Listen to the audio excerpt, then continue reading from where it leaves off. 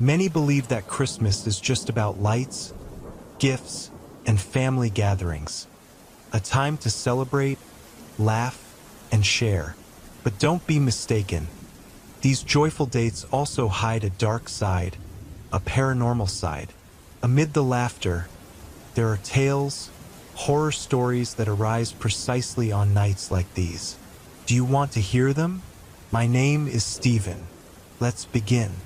My grandfather, John, was always known for his strong character and love for celebrations. He lived in a small, quiet town in Texas, where traditions and beliefs in the supernatural were still very much alive. What I'm about to tell you happened on Christmas Eve. Every Christmas Eve, after dinner, he would gather with his friend Jack to celebrate their way. They would drink mezcal until they lost count of the shots, and that Christmas Eve was no exception. It was an unusually cold night, and my grandfather and his friend Jack, already tipsy, decided to leave the house to continue the party. Instead of staying in town, they agreed to head to some cabins on the other side of the hill, a place known for being lonely and perfect for drinking without being disturbed. With a bottle in hand and laughter breaking the stillness of the night, they began to walk down the dark path. The woods were quiet, very quiet, but that didn't bother them. In their drunken state, everything seemed like a grand adventure. However, as they moved forward, something changed. My grandfather noticed that his friend Jack, who was walking beside him, was no longer there. Instead, there was an older man, elegantly dressed in a pristine black suit and a top hat, who looked as though he had stepped out of another time. It was the smell that gave my grandfather the first warning. He stopped in his tracks, feeling a sulphurous stench that churned his stomach. He turned his head and looked at the man in the hat and asked, confused, "And who are you?" The man didn't respond. Instead, he started speaking to my grandfather about himself. He revealed things that no one else knew. Childhood memories, secrets he had never told, and sins he thought he had forgotten. My grandfather felt a chill run down his spine because he didn't even know this man. Paying closer attention to the stranger, he noticed something terrifying. With every step the man took, he left footprints in the ground that burned with fire. Behind him, the path was marked by the flames he left in his wake. With his heart racing, my grandfather realized who that strange man really was. "Get out of here!" he shouted repeatedly, pulling out the revolver he always carried at his waist.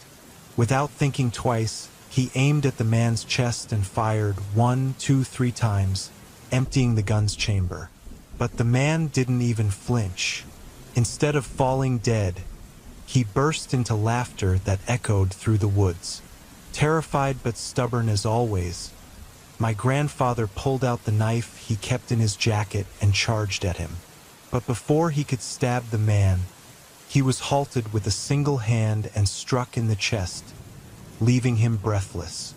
My grandfather fell to the ground, nearly passing out. The last thing he heard was the man's deep voice saying, "If you want to find your friend, look a few meters beyond the cabin."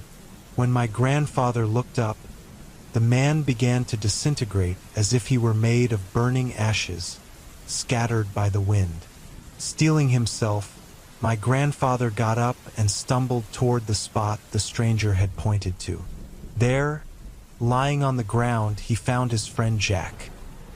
He was unconscious, with second-degree burns on his arms and face, as if he had been very close to the fire.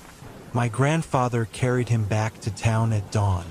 When they recounted the story, no one believed them. Yet there was something that no one could explain. My grandfather had a burn mark on his chest in the shape of an enormous hand. That scar never disappeared and remained there until the day we buried him. A reminder that, on that Christmas night, he faced the darkness itself. My name is Yasmin, and I'm going to tell you about my worst experience that occurred on Christmas. It all started with something trivial, a disagreement with my family. It began early and quickly spiraled out of control over a simple comment from my mom about the Christmas preparations on that December 24th. Voices started to rise in the house, and in my pride, I shouted that I didn't want to see anyone that night. "Just stay there with Grandma. I'll stay here alone," I said before locking myself in my room. As night fell, the house was empty and silent. The only sounds were the TV in the living room and the lights on the Christmas tree. At first, the solitude felt like a relief, a respite from my family. But as midnight approached, the atmosphere began to feel strange. It was around 2 a.m. when I heard it. The main door to my room opened slowly. I froze in bed, thinking that maybe my family had returned early to apologize. "Mom!" I called softly, but there was no response. I closed my eyes again, but just before I fell completely asleep, I felt the mattress dipping beside me as if someone had sat there. I slowly turned my head, expecting to see my mom or dad, but no one was there. Yet the weight still lingered, as if something invisible were beside me, watching me. My trembling hand reached to turn on the light switch, and immediately, the mattress returned to its natural form.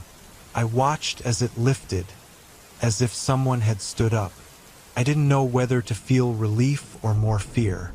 I tried to calm myself, convincing myself that everything was in my head. But minutes later, I began to hear footsteps in the kitchen. They were slow and heavy, as if someone were dragging their feet. And then those footsteps turned into a run down the hallway, as if a group of children were playing, but without shouts or voices. Maybe my cousins are here, I thought, even though I knew it was impossible. After all, the kitchen light was off and the silence was overwhelming. There was nobody in the house. I locked the door and returned to bed, but the fear had already settled in my chest. Something was off and the worst was yet to come. I don't know how much time passed while I tried to sleep, but a sound jolted me awake. First, I thought I might have dreamed it, but there it was again. Someone was tapping on my window. First, it was a gentle knock, as if trying to get my attention, but then it grew more insistent. My heart felt like it was about to explode out of my chest. Slowly, I turned my head toward the window, and there I saw it.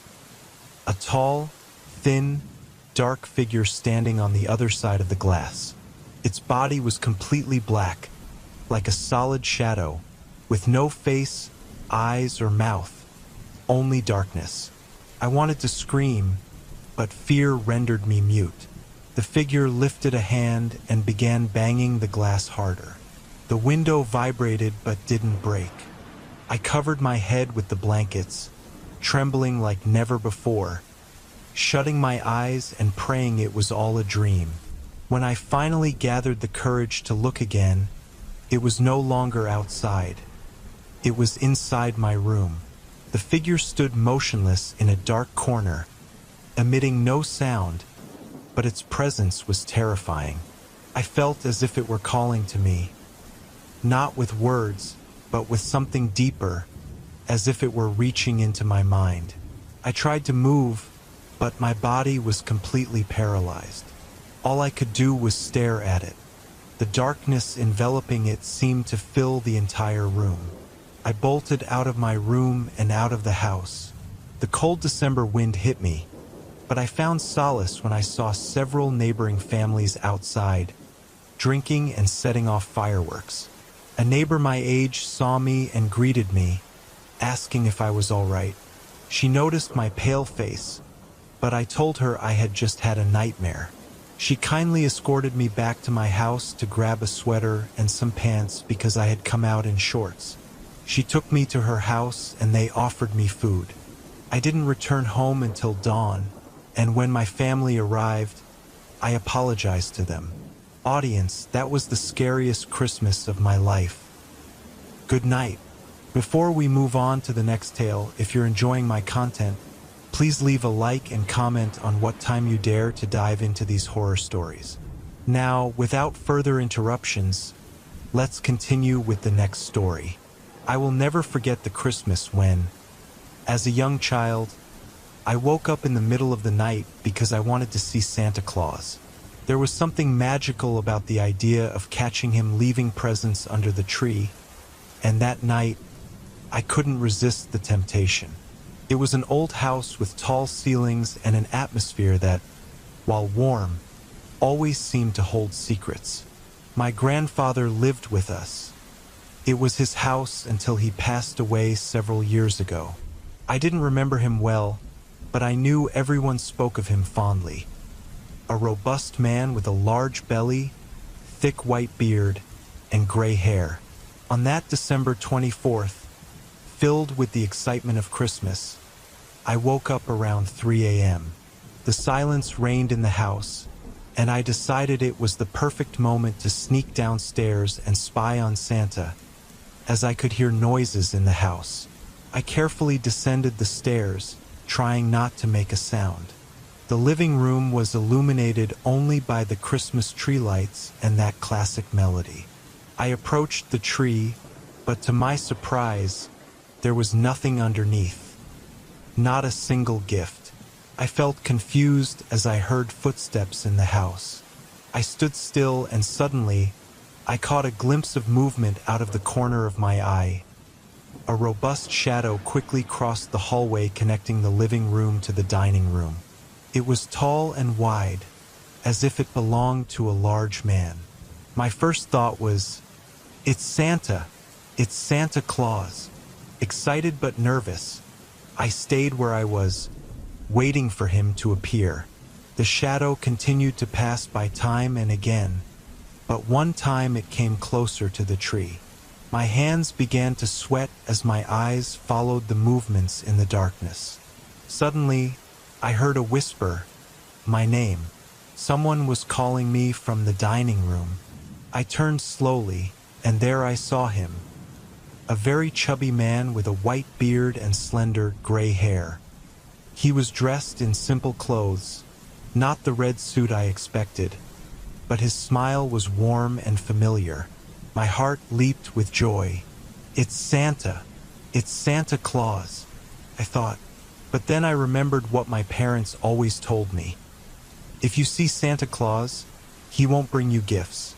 Fear and excitement mixed together, and before I could say anything, I ran back up the stairs. I dove under the blankets, and despite my agitation, I fell asleep thinking about the magic of having seen Santa Claus in person.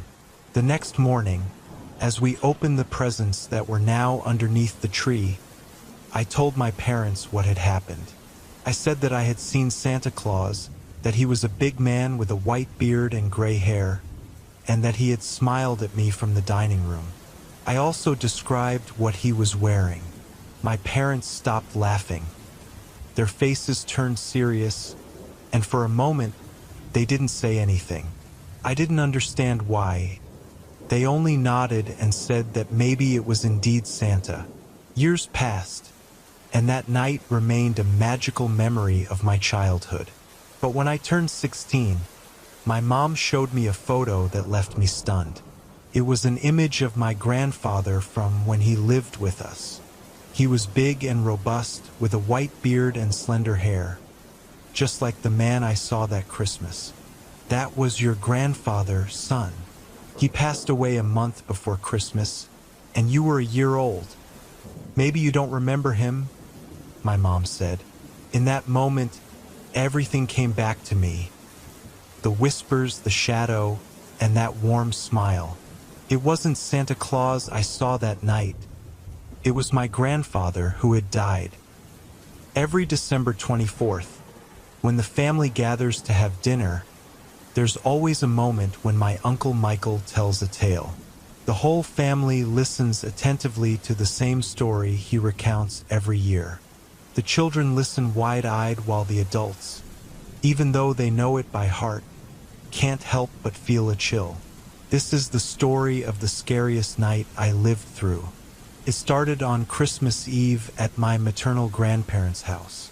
I was 17 when everything occurred, and like every year, the family gathered at the grandparents' house to celebrate. The house was simple, surrounded by cornfields, situated on a remote plot in a town that was just beginning to populate. There was nothing more than darkness and the wind among the dry corn stalks. Dinner went as usual, laughter, stories, hugs, and then, as tradition dictated, the adults and children would head outside to light a fire. The children would run around and set off fireworks while the adults conversed by the flames, drinking warm punch or some liquor. Everything seemed normal that Christmas Eve until something strange began to happen. At first, it was the whispers, murmurs that seemed to come from the cornfields, as if someone were having a hushed conversation and moving between the stalks. Some adults turned toward the fields, but no one wanted to alarm the others. However, the movements became more evident, shadows slipping silently among the corn stalks. "What is that?" one of my younger cousins asked, pointing toward the darkness. Before anyone could respond, a blood-curdling scream shattered the calm. It came from one of the children near the cornfields. When we looked, we saw a figure, very small and thin, moving unnaturally. They looked like tiny men, but with bodies like animals. One of these creatures began dragging my cousin Diego toward the fields. The adults ran immediately, shouting, grabbing anything they could find. Sticks, stones, anything. Diego was clinging to the ground, kicking and screaming as those things pulled him with immense strength. Two of my uncles barely managed to hold onto his arms, but it wasn't easy. This thing was incredibly strong, so much so that even two men struggled to keep Diego in place while trying to save him. Another creature stepped out from the cornfield, moving toward the other group of children. One of my uncles grabbed a flaming stick from the fire and lunged at the figure, which recoiled with a shriek that froze everyone. It sounded like the bray of a donkey. Chaos ensued. The adults began protecting the children, armed with flaming sticks and shouting to scare those creatures away. But they didn't leave easily. They were quick, seeming to mock us by sliding between the cornstalks and appearing in different places to confuse us. From what I could tell, there were three. One with normal shoes but with its feet turned backward, making it look as if it was walking forward while actually going in reverse. Another had dog-like legs, and the last one resembled a donkey. One by one, the adults managed to rescue the children they had tried to abduct. When they finally did, everyone was terrified, covered in sweat. Those things vanished into the darkness as if they had never been there. That night, no one could sleep. The children cried, and the adults stayed awake, vigilant, ensuring nothing like that would happen again. Some said those beings were Shineks, while others believed they were witches drawn by the cries of children. They were their favorite prey, innocents. Every year, when my Uncle Michael finishes telling this story, his face turns serious as he stares at the candle flames on the table. That Christmas I will never forget. I don't know what those things were, but I swear they were not human. And if there's one thing I learned that night, it's that the countryside does not forgive those who lower their guard. Every year, the children of the family, though scared, always ask him to tell it again next year. Because even though it's frightening, it's a story that unites us all around the mystery and the memory of that Christmas Eve they will never forget.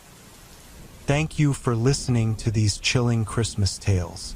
Join us again next year for more stories that will haunt your holidays. Good night.